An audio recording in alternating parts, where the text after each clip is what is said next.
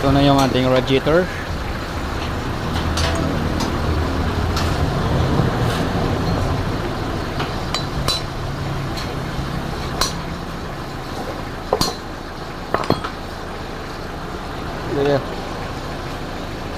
Uy, nag-unat dito ang butong mo.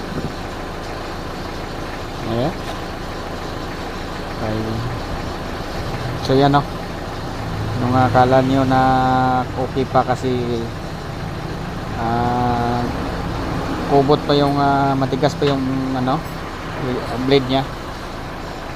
So once pag mainit na yung engine, tapos may nakita kayo nagsaslide na, so problema na yan, no? Tapos may time na ikapit ulit, ano yan. So ilagay natin dito ay dalawa lang. Dalawa lang milubutang. Ara, likod mo. So kanina pag testing natin, medyo matigas siya. Pero pang unang check up ko, napansin ko na to, no, nag-slide na siya. So galing na si sir sa biyahe. So ibig sabihin mainit na tong thermostat niya dito. Ayan. So lagay tayo ng ano, dalawa lang siguro to.